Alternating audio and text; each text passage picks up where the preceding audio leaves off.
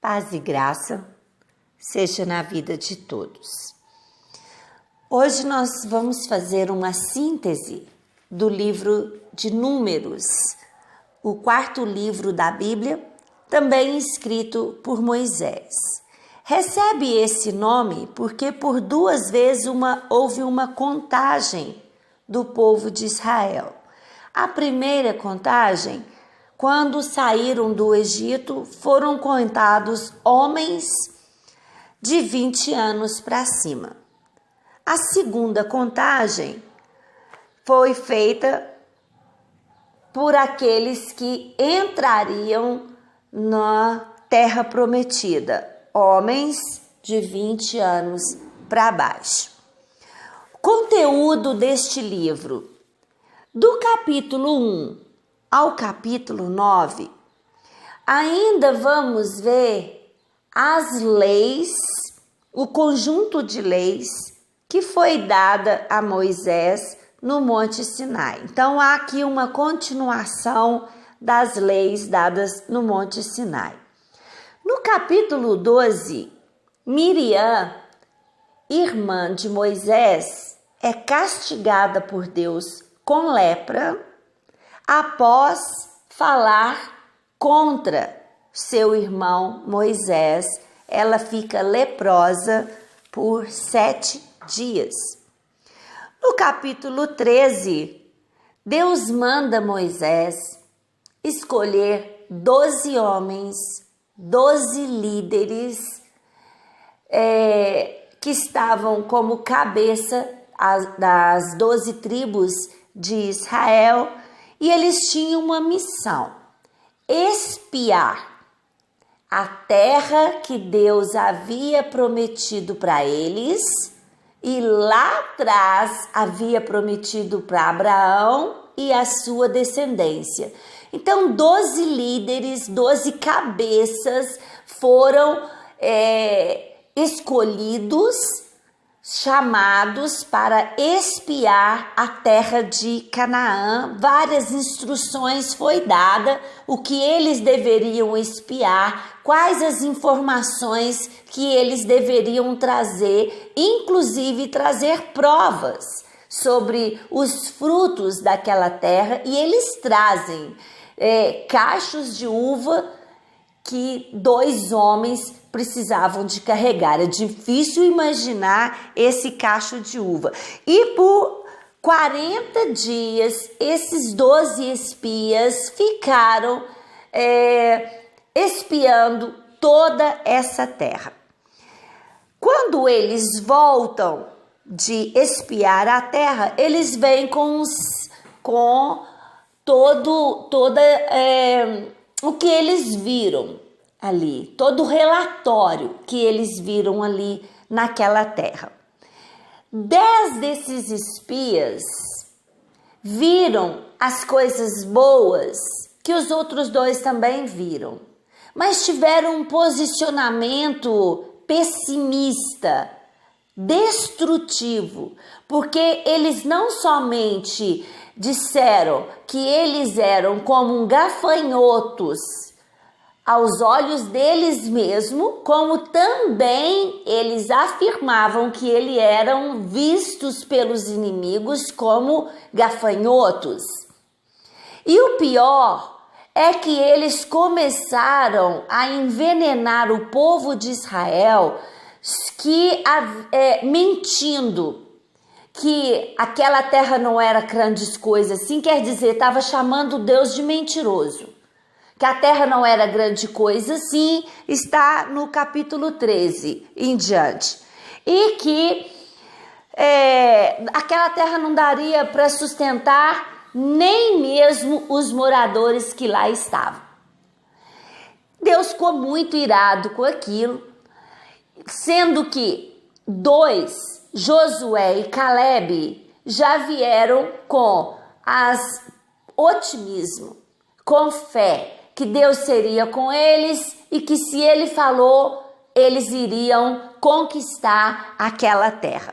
No capítulo 14, o povo se revolta e começa a murmurar contra Moisés, contra Arão, contra Deus, por causa também das mentiras que eles falaram, que a terra não era grande coisa não, que não daria para sustentar nem os moradores que lá já estavam.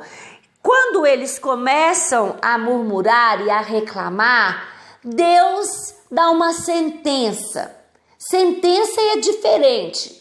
Sentença não adianta ali Moisés entrar com uma intervenção, com uma intercessão. Deus deu uma sentença. O povo agora iria peregrinar durante 40 anos. Uma curiosidade, foram um ano para cada um ano que eles espiaram a terra. Eles espiaram a terra durante 40 dias e agora eles iriam peregrinar durante 40 anos no deserto. E somente os filhos ou as pessoas abaixo de 20 anos entrariam na terra de Canaã. Nem um a mais. Todos morreriam no deserto durante esses 40 anos e somente abaixo de 20 anos e Josué e Caleb, que tiveram uma visão diferenciada, uma visão de fé, poderiam e entraram na terra de Canaã. No capítulo 20, Moisés e Arão, a pedido do povo com sede, eles bateram 2 vezes na rocha para saciar a sede do povo. Aquela atitude entristeceu o coração de Deus, porque no próprio capítulo 20 diz que Deus não viu fé neles, que eles perderam uma oportunidade de glorificar o nome do Senhor. E Deus não percebeu, não contemplou fé na vida de Moisés e de Arão. E isso foi também outra penalidade, outra sentença para Moisés e Arão, porque Deus disse: vocês dois não entrarão na terra de Canaã. E nesse mesmo capítulo, nós temos a morte de Miriam e nós temos a morte de Arão. Deus manda Arão subir, tirar as vestes sacerdotais, passar para outro e ali mesmo ele fica e ele morre. No capítulo 20 tem a morte então de Arão e de Miriam. No capítulo 21, o povo murmura de novo. O povo murmura, começa a falar contra Deus, sentir saudade do Egito, e Deus manda serpentes venenosas para os picarem. E muitos morreram, muitos. Quando eles se arrependem e pedem a Moisés para interceder por eles, Deus manda que Moisés faça uma serpente de bronze, erga ela numa haste, e quem olhasse para ela seria curado daquele veneno da serpente. E interessante porque em João capítulo 3, no versículo 14 e 15, Jesus, ele mesmo, se compara a essa serpente de bronze que foi erguida ali no deserto. Porque quando Jesus fosse erguido ali na cruz, todo aquele que olhasse para Jesus, que olhar para Jesus, também seria curado. Do quê? Do veneno do pecado que entrou na raça humana. É claro que esse olhar para Jesus na cruz é muito mais amplo, porque Jesus morreu na cruz e ele ressuscitou para que todo aquele que olhasse para ele, que tiver fé naquele ato redentor de Jesus, também pudesse ser curado, redimido, salvo do veneno do pecado que entrou na humanidade. No capítulo 22, nós temos a história interessante do profeta Balaão. O meu título é Balaão, a mula e o anjo. Balaão entra numa missão e Deus não queria que Balaão fosse naquela missão. E um anjo começa a aparecer no caminho, só que só a mula de Balaão é que via aquele anjo. E quando ela via aquele anjo, a mula se dobrava. E Balaão começou a bater na sua mula. Isso acontece por 3 vezes. Na terceira vez, a mula fala. E fala com Balaão: por que você está fazendo isso comigo? Eu não te sirvo? Eu não estou sempre de prontidão? E ele começa a dialogar com a mula. Nesse momento ali, Balaão consegue ver o anjo. E aí é instruído para o anjo em não seguir viagem, recebe toda a instrução e naquele momento ele entende que ele estava muito pior do que a mula.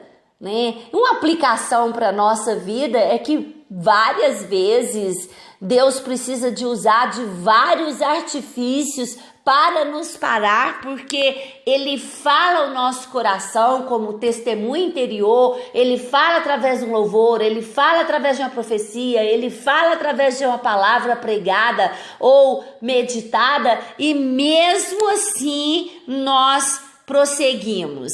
Então, Deus precisa de tomar algumas atitudes para nos parar.